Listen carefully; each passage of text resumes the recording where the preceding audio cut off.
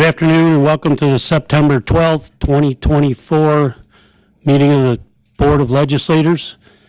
I'd like to call this meeting to order. If we could all stand, if able, and join Legislator Jennifer Ricketts Swales in the pledge. Please join me in the Pledge of Allegiance. I pledge allegiance to the flag of the United States of America and to the republic for which it stands, one nation, under God, indivisible, with liberty and justice for all. Please remain standing while Legislator Phil Stockton does the invocation. As we gather this afternoon, Father, we are reminded of a couple of very important things. Yesterday being anniversary of 9/11, we thank you again for all of those that sacrificed for so many others at that time. Continue to be with their families, friends, and I thank you also for the group that's meeting with us today and reminding us of the U.S. Constitution and our heritage, this document that has been so important and yet been under attack so much in recent years. And just pray for leaders that would stay true to these founding principles and ideals. For us right here, as we deal with local issues, that you would guide us as well. I pray today for those of our number who are not well, absent from us, that they would have speedy recoveries, be back with us soon. So we commit our time to you now. Thank you in Jesus' name. Amen. Amen.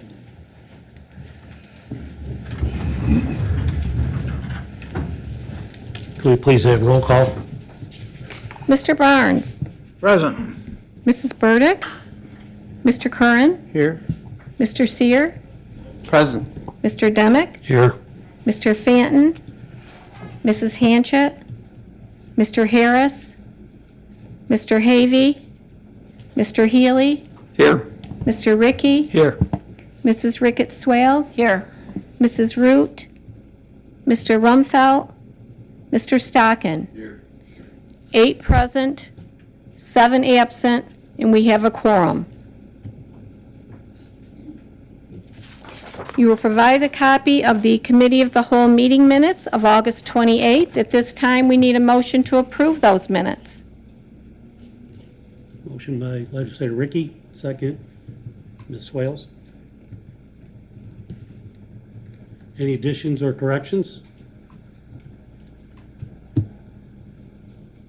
Motion to approve it. All four? Aye. Opposed? It's carried. You will also provide a copy of the board meeting minutes of August 28th, and we need a motion to approve those minutes. Motion by Curran, second by Barnes. Any corrections or additions? All four? Aye. Against? That's approved.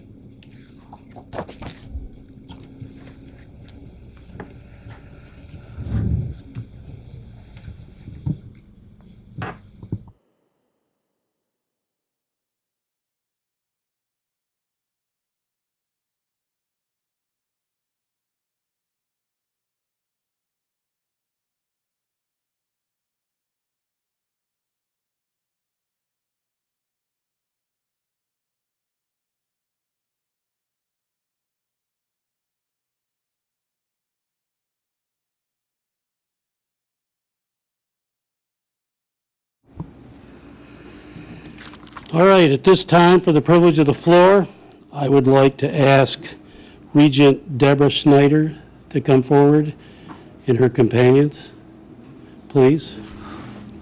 To be the daughters There. of the American Revolution. Yeah, let me get to her there, buddy.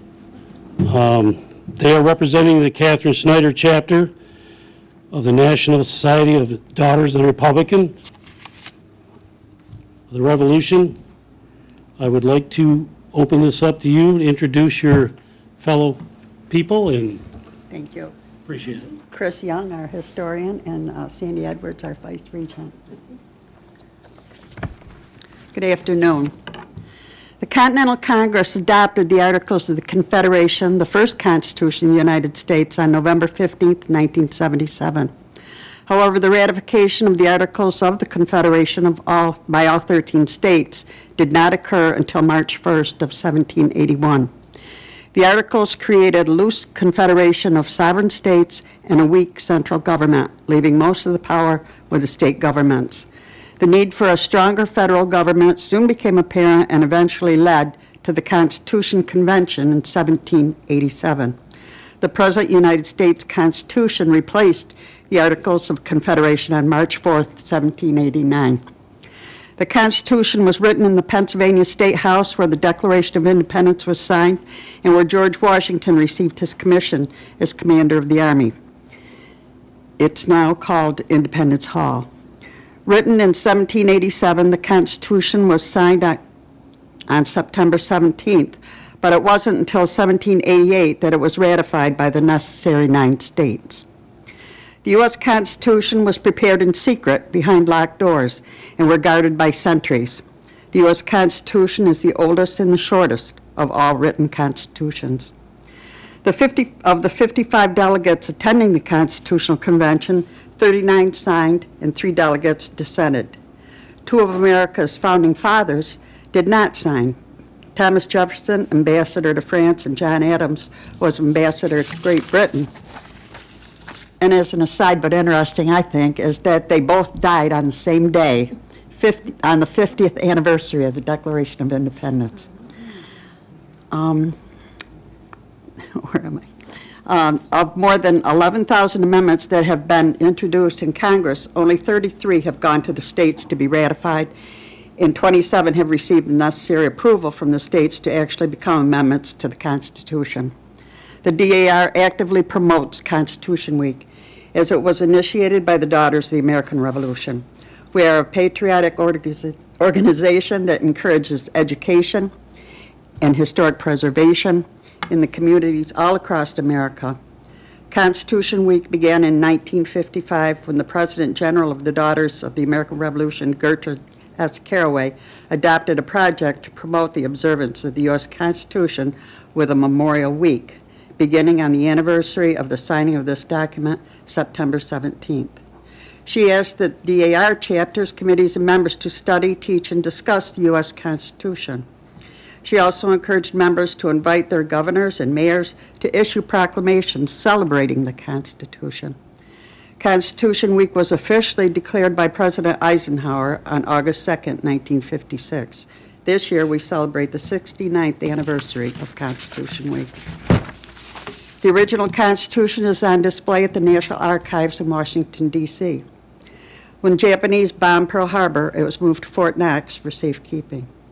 This year, the Constitution booklet that I give you also contains some fascinating facts about it and some of the founding fathers as well. I want to thank Mr. Demick and the board again for officially recognizing Constitution Week and helping the Catherine Schuyler chapter of the National Society Daughters of the American Revolution to remind Americans that it is the Constitution that guarantees the freedoms that we enjoy. Thank you.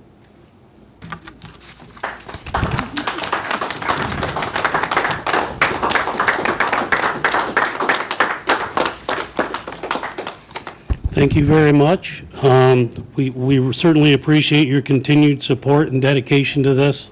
We look forward to seeing you again. Thank you. Yes, we will have that in a minute. We got to have a picture, though. Just for evidence. That's all right.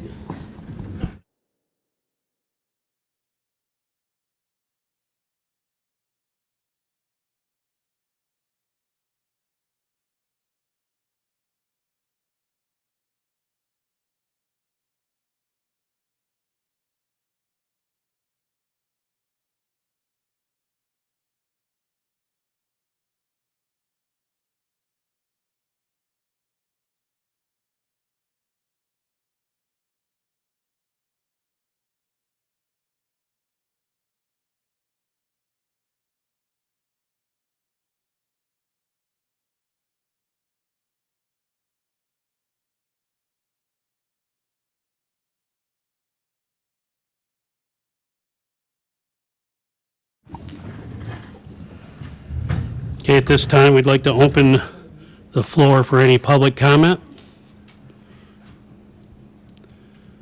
Hearing none, do we have on our desks? Yes, on your desk is a report of interfund transfers and tax bill corrections approved by the county administrator in August. Pursuant to Article 11 of the New York State Real Property Tax Law, County Treasurer Terry Ross filed a certificate of withdrawal of delinquent tax lien for property in the town of Genesee in my office on September 6th. We received correspondence from Jeff Keogh at the New York State Agricultural and Markets Office informing us that it is time to start the 8-year review of the Allegheny County Agricultural District Number 4, which was first formed on August 7th, 1977. W. Brooke Harris, Chairman of the Allegheny County Board of Legislators, in a joint measure with M. Andrew Burr, Chairman of the Cattaraugus County Board of Legislators, has appointed the following individual to fill the remainder of Christina Lyons' 3-year term as a member of the Cattaraugus Allegheny Workforce Development Board, effective immediately and expiring December 31st, 2026. And that person is Anthony Nagel. Chairman Harris is also declaring Constitution Week. Whereas the Constitution of the United States of America, the guardian of our liberties, embodies the principles of limited government in a republic dedicated to rule by law. And whereas September 17th, 2024 marks the 237th anniversary of the framing of the Constitution of the United States of America by the Constitutional Convention. And whereas it is fitting and proper to accord official recognition to this magnificent document in its memorable anniversary and to the patriotic celebrations which will commemorate it. And whereas Public Law 915 guarantees the issuing of a proclamation each year by the President of the United States of America designating September 17th through September 23rd as Constitution Week. Now therefore, W. Brooke Harris, by virtue of the authority invested in him as Chairman of the Board of Legislators, hereby proclaims the week of September 17th through September 23rd as Constitution Week in Allegheny County. Thank you. Resolutions, please. Resolution intro number 34124. Resolution calling on members of the New York State Senate and Assembly to reform the state's competency restoration process and support the passage of S. 1874 and A. 5063 in the 2024 legislative session. This resolution is being offered by the Human Services Committee and has committee approval. Motion by Legislator Swales, seconded. Mr. Curran? Discussion? This can be voice voted, all four? Aye. Opposed? Motion carried. Resolution intro number 34224. Amending Resolution Number 42 of 1975 is further amended by Resolution Number 210 of 77, providing rules and regulations in relation to the Freedom of Information Law. This resolution is being offered by the Ways and Means Committee and has committee approval. Motion by Legislator Stocking, second by Legislator Healy.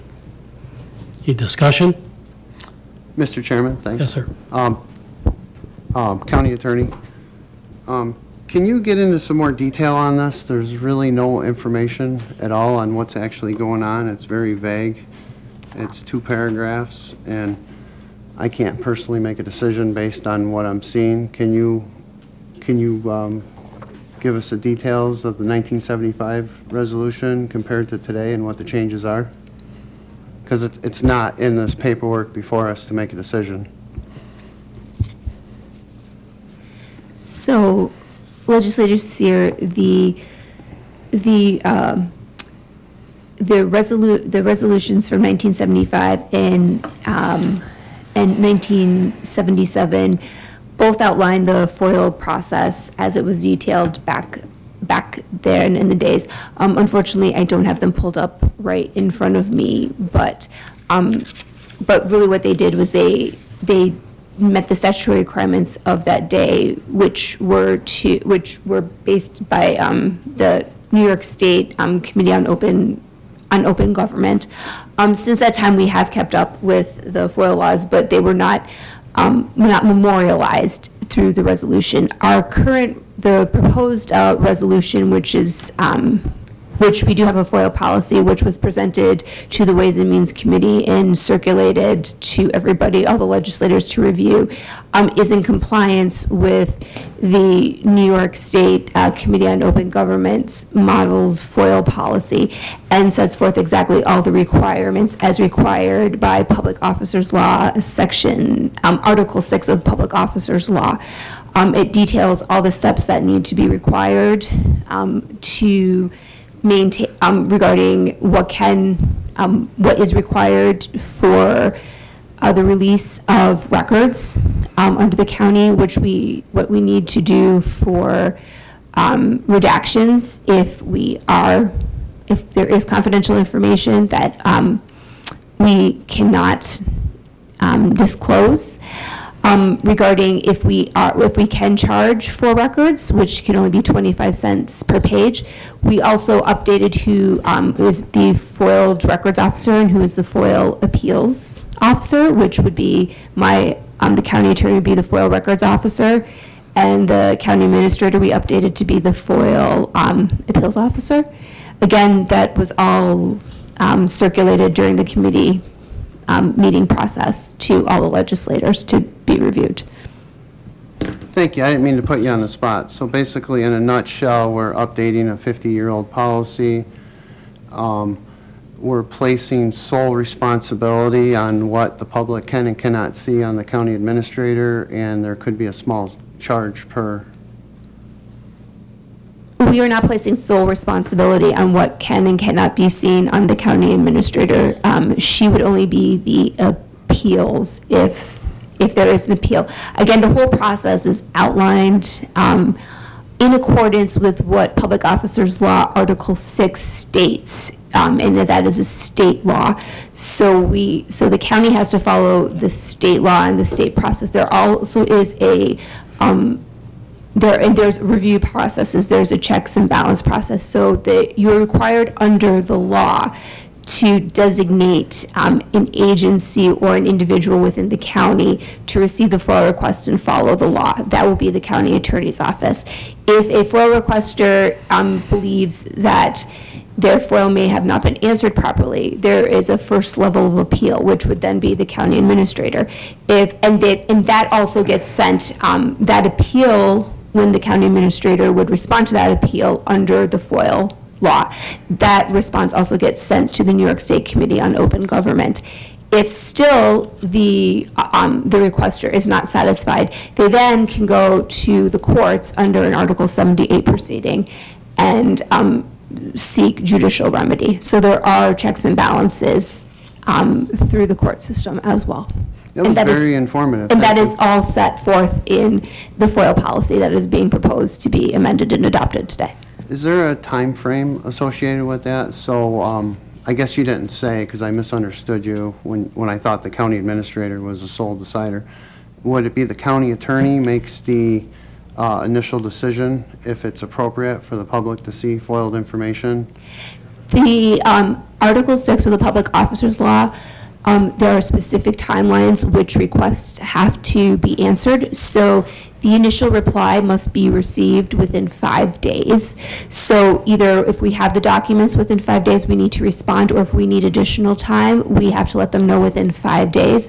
After that, it's usually within 20 business days that we need to respond, unless we initially know that we need some more additional time, and then it has to be within a reasonable time after that. Any appeals that go, that are received by the county administrator need to be responded within 10 business days. Well, that's great. Seems like a lot of things get stuck in the mud, and that would give the public pretty fast timing. You've been very informative. I'm going to be a yes on that. Thank you, Mr. Chairman. I just want to add one, probably the most significant change is that you've created a lot of offices since 1975 and 77, and some of our offices weren't included in the old law. So offices like, I think OFA, I think might have just made the cut. Planning isn't included, IT, my office is included, and it's very important that you have a current list of your offices in the law. So that is probably one of the most significant changes, is just outlining the offices that you have today. Mr. Healy? Yes, thank you to both the county attorney and the county administrator for clarifying these matters for the public. We discussed it fully at the Ways and Means meeting the other day, and I think we beat it up pretty bad and passed it there, and that might be why there's a little less information available today. But obviously, it's always in the minutes of the meetings. And I actually had a constituent quizzing me about a couple of these resolutions the other day. John Osterhout from Belmont was. And I'm glad that we can clarify some of these matters for them. Thank you. Thank you. So this will be a roll call vote? Mr. Healy? Yes. Mr. Ricky? Yes. Mrs. Ricketts Swales? Yes. Mr. Stockin? Yes. Mr. Barnes? Aye. Mr. Curran? Yes. Mr. Seer? Yes. Mr. Demick? Yes. 8 ayes, 7 absent. That motion is passed. Resolution intro number 34324, amending resolution number 207 of 21 to update the county's Title VI plan, designating county administrator as Title VI coordinator. This resolution is being offered by the Ways and Means Committee and has committee approval. Motion by Mr. Stockton, second by Mr. Healy. Any discussion? Roll vote, please. Mr. Healy? Yes. Mr. Ricky? Yes. Mrs. Ricketts Swales? Yes. Mr. Stockin? Mr. Barnes? Aye. Mr. Curran? Yes. Mr. Seer? Yes. Mr. Demick? Yes. 8 ayes, 7 absent. That motion is carried. Resolution intro number 34424, creation of one full-time position of Aging Services Specialist within the Office for the Aging. This resolution is being offered by the Human Services Committee and has committee approval. Motion by Ms. Swales, second by Mr. Ricky. Discussion? This could be voice voted, right? I believe so, Right, yes. yep. All in favor? All right. Opposed? That is carried. Resolution intro number 34524, creation of one full-time position of senior account clerk typist within the Office of Employment and Training. This resolution is being offered by the Planning and Economic Development and Personnel Committees and has both committees' approval. Motion by Mr. Ricky, second by Ms. Swales. Discussion? This can also be voice voted. All in favor? Aye. Opposed? That's carried. Resolution intro number 34624, approval of budget modification within the Department of Social Services for the Daycare Provider Program. This resolution is being offered by the Human Services and Ways and Means Committees and has both committees' approval. Motion by Ms. Swales, second by Mr. Ricky. Discussion? Roll call, please. Mr. Healy? Yes. Mr. Ricky? Yes. Mrs. Ricketts Swales? Yes. Mr. Stockin? Mr. Barnes? Aye. Mr. Curran? Yes. Mr. Seer? Yes. Mr. Demick? Yes. 8 ayes, 7 absent. Approved. Resolution intro number 34724, acceptance of additional New York State unmet needs grant funds for the Office for the Aging. This resolution is being offered by the Human Services and Ways and Means Committees and has both committees' approval. Motion by Ms. Swales, second by Mr. Ricky. Discussion? Roll vote? Mr. Healy? Yes. Mr. Ricky? Yes. Mrs. Ricketts Swales? Yes. Mr. Stockin? Mr. Barnes? Aye. Mr. Curran? Yes. Mr. Seer? Mr. Demick? Yes. 8 ayes, 7 absent. Carried. This time, we'd like to motion to block and consider, or we missed one? Yep, I think we still got 348. Oh, all right. Resolution intro number 34824, acceptance and appropriation of additional TANF summer youth grant funds for the Employment and Training Center. This resolution is being offered by the Planning and Economic Development and Ways and Means Committees and has both committees' approval. Motion by Mr. Curran, second by Mr. Ricky. Discussion? Roll vote, please. Mr. Healy? Yes. Mr. Ricky? Yes. Mrs. Ricketts Swales? Yes. Mr. Stockin? Mr. Barnes? Aye. Mr. Curran? Yes. Mr. Seer? Mr. Demick? Yes. 8 ayes, 7 absent. That is carried. This time, we'll look for a motion to block and consider resolutions numbers 349-24 and 350-24 together. Motion by Mr. Seer, second by Mr. Stockin. All in favor? Opposed?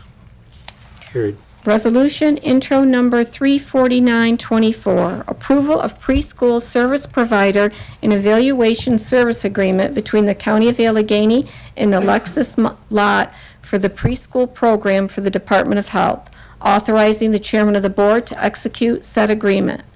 Resolution intro number 35024, approval of preschool service provider and evaluation service agreement between the County of Allegheny and Carolyn Painter for the preschool program for the Department of Health, authorizing the chairman of the board to execute said agreement.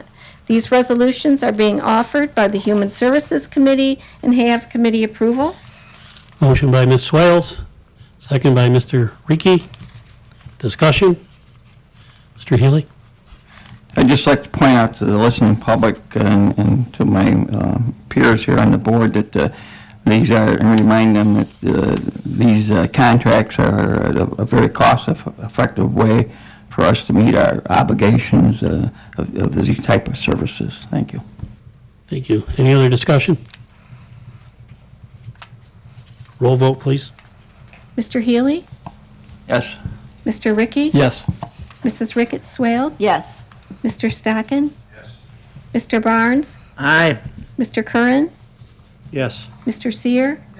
Mr. Demick? Yes. 8 ayes, 7 absent. Carried. Resolution intro number 35124. Approval of agreement between the County of Allegheny and Olean General Hospital for a registered record administrator of diagnostic and treatment center records for the Department of Health, authorizing the chairman of the board to execute said agreement. This resolution is being offered by the Human Services Committee and has committee approval. Motion by Ms. Swales, second by Mr. Ricky. Discussion? Roll vote, please. Mr. Healy? Yes. Mr. Ricky? Yes. Mrs. Ricketts Swales? Yes. Mr. Stockin? Mr. Barnes? Aye. Mr. Curran? Yes. Mr. Seer? Mr. Demick? Yes. 8 ayes, 7 absent. That is carried. Look for a motion to block and consider resolutions number 352-24 and 353-24 together. Motion by Mr. Ricky. Can I get a second? Mr. Stockin? All in favor? Opposed? Carried. Resolution intro number 35224, approval of agreement between the Department of Social Services and the Office for the Aging to provide outreach and certification services for HEAP for the 24-25 season, authorizing the chairman of the board to execute said agreement. Resolution intro number 35324, approval of agreement between the County of Allegheny and Accord Corporation to provide outreach and certification services for HEAP for the 24-25 season for the Department of Social Services, authorizing the chairman of the board to execute said agreement. These resolutions are being offered by the Human Services Committee and have committee approval. Motion by Ms. Swales, second by Mr. Ricky. Any discussion? Roll vote, please. Mr. Healy? Yes. Mr. Ricky? Yes. Mrs. Ricketts Swales? Yes. Mr. Stockin? Yes. Mr. Barnes? Aye. Mr. Curran? Yes. Mr. Seer? Mr. Demick? Yes. 8 ayes, 7 absent. It's carried. Resolution intro number 35424. Approval of agreement between the County of Allegheny and MRB Group for countywide sewer study consulting services for Office of Planning, authorizing the chairman of the board to execute said agreement. This resolution is being offered by the Planning and Economic Development Committee and has committee approval. Motion by Mr. Healy, second by Mr. Ricky. Discussion? Mr. Chairman, I'd just like to make a comment if I could. Sure, Mr. Healy. This study should benefit not only the county as a government entity, but also our municipalities and probably even our other organizations, nonprofits, and the like, because all the information that they gain through this study will be can be utilized for study for grant funding. So it's a big aid to everybody in the county. Thank you. Thanks. Any other discussion? Mr. Seer? Just a quick question, if anybody knows, how many engineering firms bid on this project, and does it generally go by the lowest bidder? You said MRB. I was not on that group that picked that engineer. I don't know if anybody else would like to address that. Okay. Stand by. Thank you, Mr. Chairman.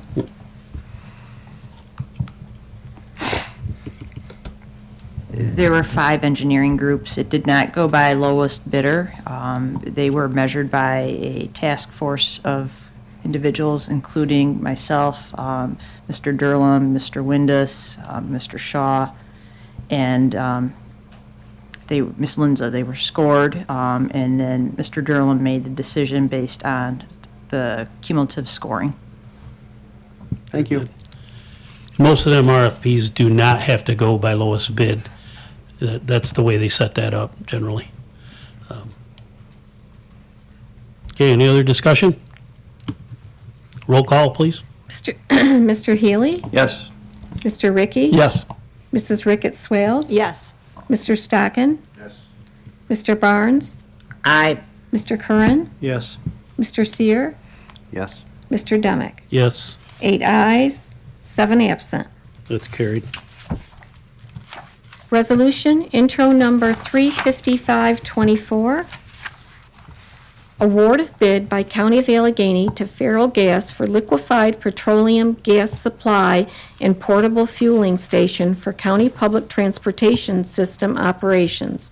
Approval of agreement between the County of Allegheny and Feral Gas for liquefied petroleum gas supply and portable fueling station. Authorizing the chairman of the board to execute said agreement. This resolution is being offered by the Ways and Means Committee and has committee approval. Motion by Mr. Stockin, second by Mr. Healy. Discussion? Roll call, please. Mr. Healy? Yes. Mr. Ricky? Yes. Mrs. Ricketts Swales? Yes. Mr. Stockin? Mr. Barnes? Aye. Mr. Curran? Yes. Mr. Seer? Yes. Mr. Demick? Yes, 8 ayes, 7 absent. carried.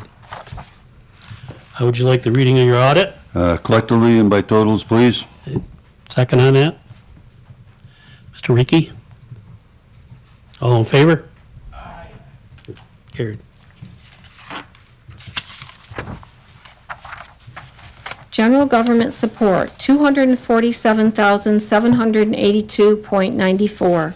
Education, $201,049.16. Public safety, $185,815.87. Health, $202,322.53. Bus transportation, $14,111.51. Economic assistance and opportunity, $865,254.14. Culture and recreation, $6,850.59. Home and community services, $78,784.03.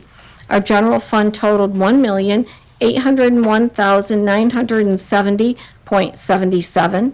Payroll and taxes totaled $1,352,209.11.